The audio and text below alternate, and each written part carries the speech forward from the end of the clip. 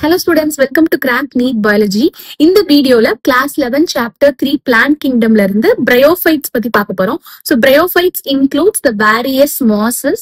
This is mosses and this is liverworts. Okay. So it includes various mosses and liverworts. And bryophytes எந்த மாதிரி ஏரியால grow ஆகும்னு பாத்தீங்கன்னா moist shaded areas.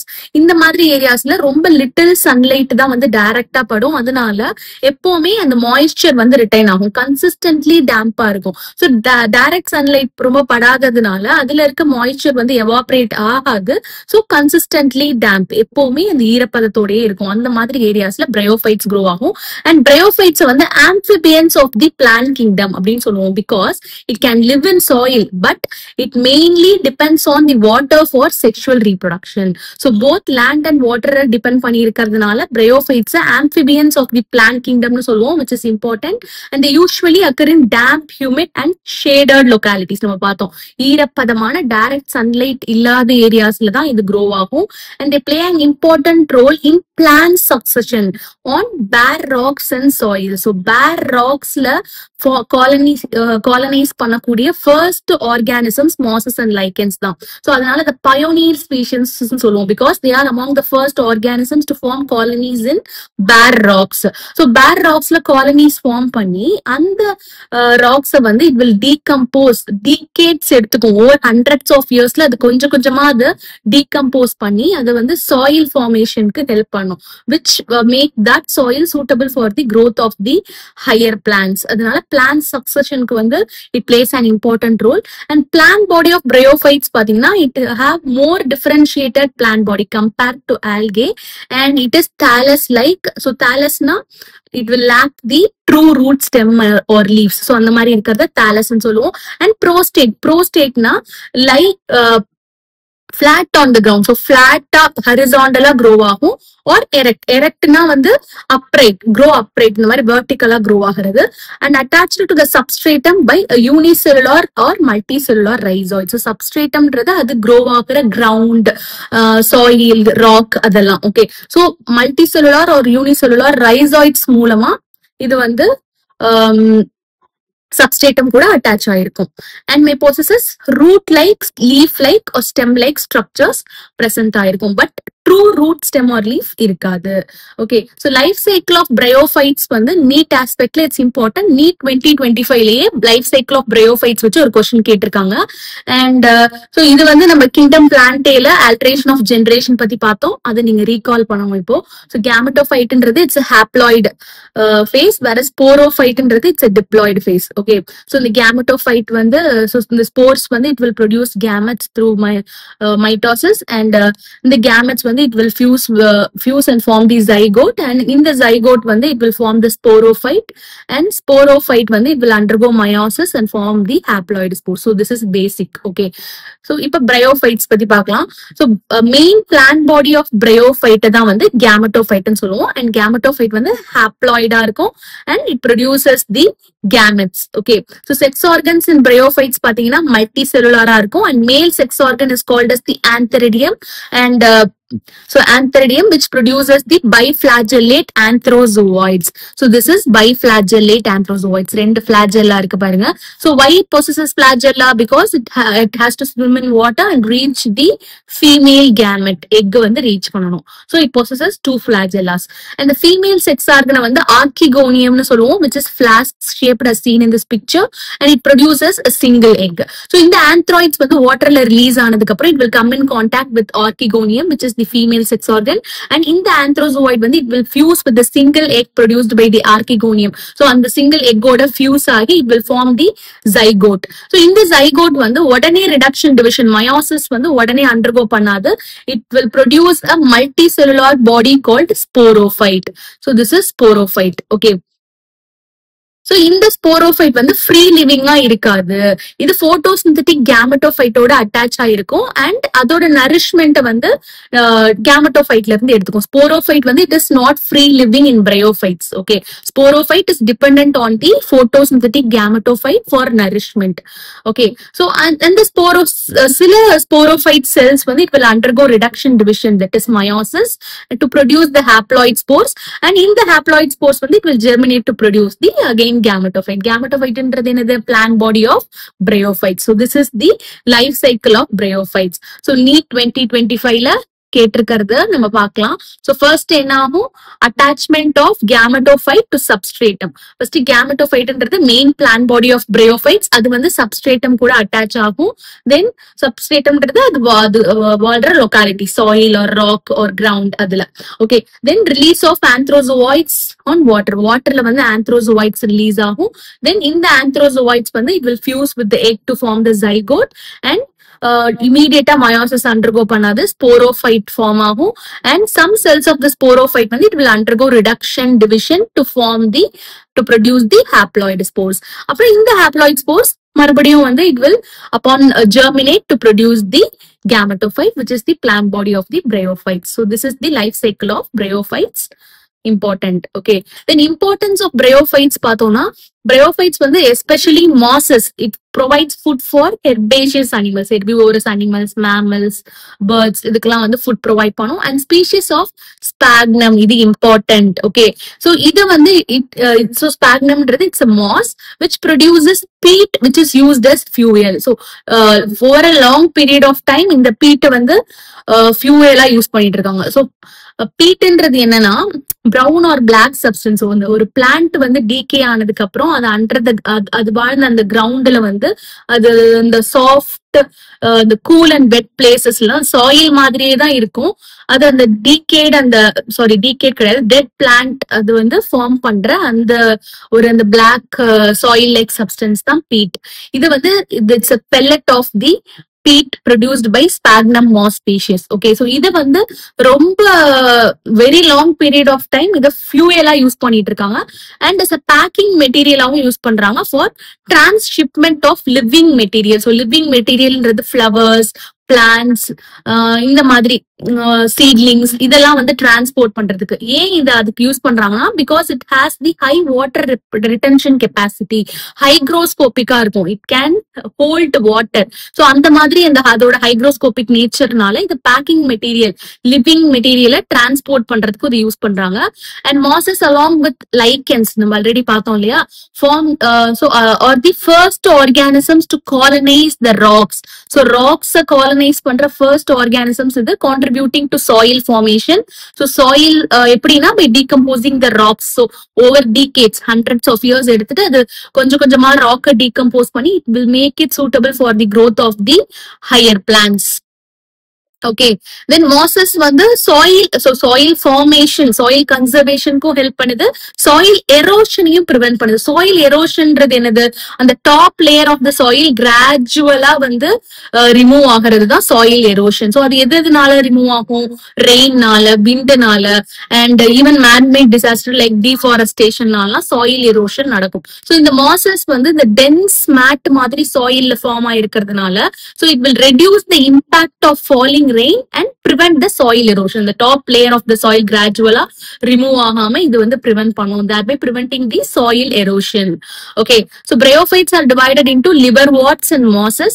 So liverworts ஓட habitat, so இது ஈரப்பதமான பிளேசஸ்ல தான் grow ஆகும்.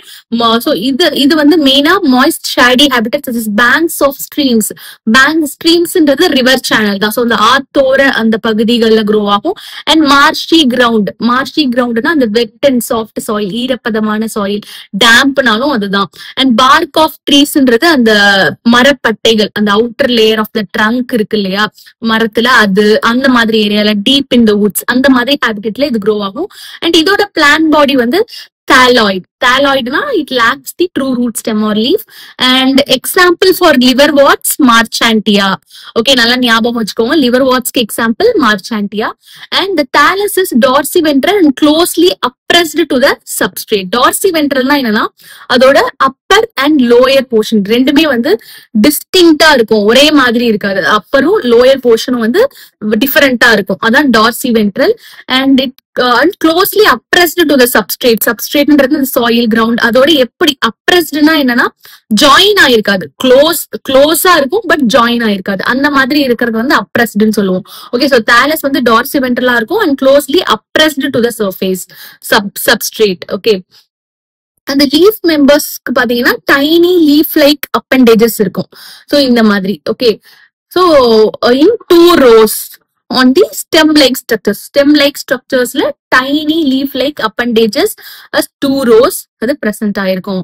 Okay, so this is about the plant body of liverworts. Then reproduction in liverworts பாத்தீங்கன்னா asexual reproduction by means of fragmentation of thalli, which means in thalli வந்து it will break into pieces and each piece is capable of growing into a new thallus. And by the formation of specialized structures called gemmae. இது வந்து very important neat aspect. So gemmae வந்து plays an important role in asexual reproduction. NEET 2025 ல இந்த question கேட்டிருக்காங்க. And இந்த ஜெம்மே again ஜெம்மே வந்து எதுல present ஆயிருக்கும், சம் லிவர் வாட்ஸ்ல பிரசன்ட் ஆயிருக்கும். இதுவும் NEET 2021லயும் கேட்டிருக்காங்க. ஓகே, சோ இந்த ஜெம்மேன்றது it's a green multicellular asexual buds which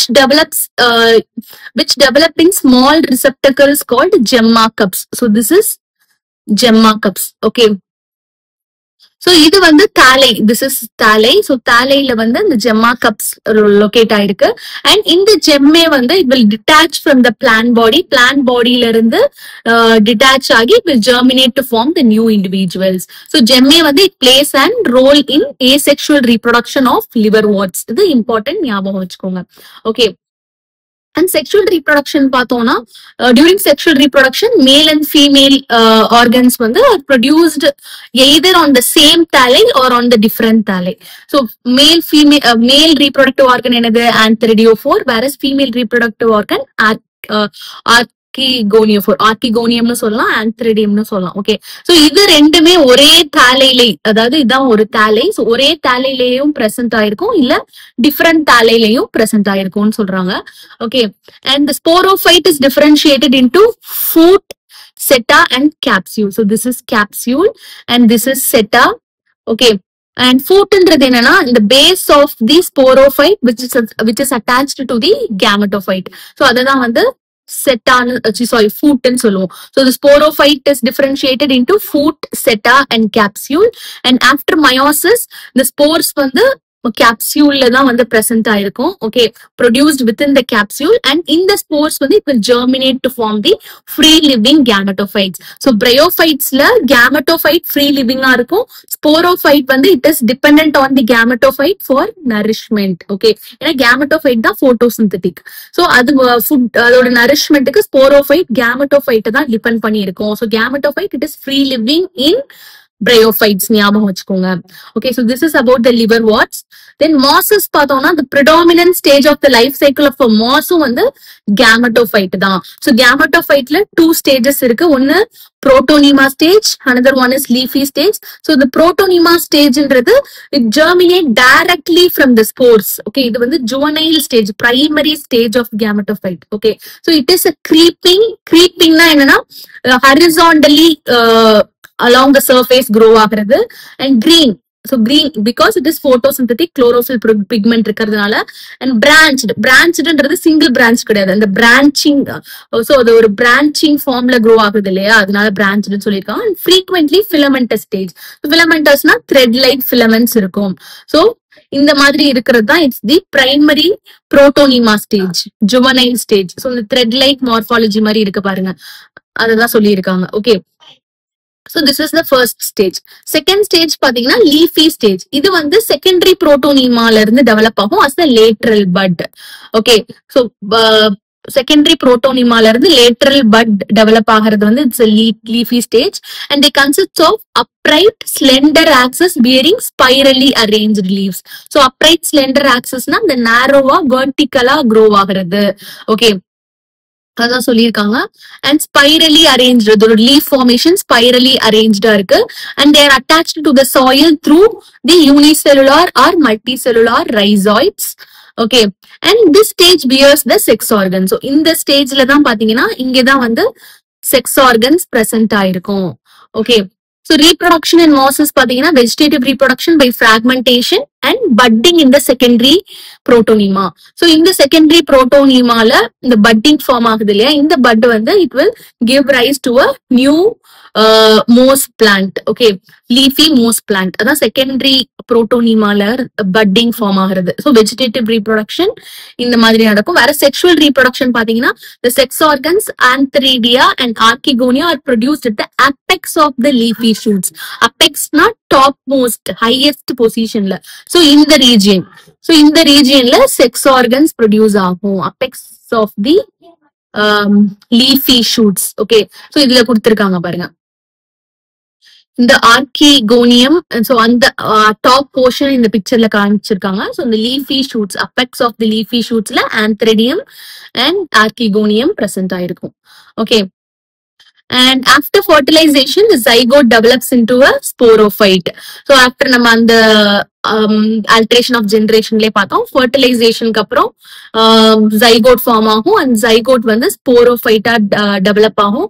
and in the sporophyte it consists of the seta, capsule and foot. Footன்றது the base of the sporophyte which is attached to the gametophyte. Okay, so this is gametophyte and this is sporophyte. Okay, and spores பாத்தீங்கன்னா or formed after meiosis. After meiosis reduction division ஆனதுக்கு அப்புறம் spores form ஆகும் and in the capsule தான் spores form ஆகும் and then the spores வந்து it will disperse to form the new gametophyte, germinate to form the gametophyte. So mossesல வந்து இந்த spore dispersal mechanism வந்து it's elaborate. An example of mosses பாத்தீங்கன்னா funaria, polytrichum and sphagnum. இதுல வந்து funaria and sphagnum ஓட pictures கொடுத்திருக்காங்க. Okay, whereas liverworts ஓட example marchantia பார்த்தோம். Okay, so life cycle of, so the examples நல்லா ஞாபகம் வச்சுக்கோங்க. life cycle of bryophytes வந்து important. Okay, so இத நல்லா ஞாபகம் வச்சுக்கோங்க. So this is about bryophytes. Students, இந்த வீடியோ உங்களுக்கு யூஸ்ஃபுல்லா இருந்தா kindly subscribe my channel. So next வீடியோல pteridophytes பத்தி பார்க்கலாம். and எந்த டவுட்டா இருந்தாலும் கமெண்ட்ல கேளுங்க. இந்த வீடியோ பிடிச்சிருந்தா லைக் பண்ணுங்க. Thank you.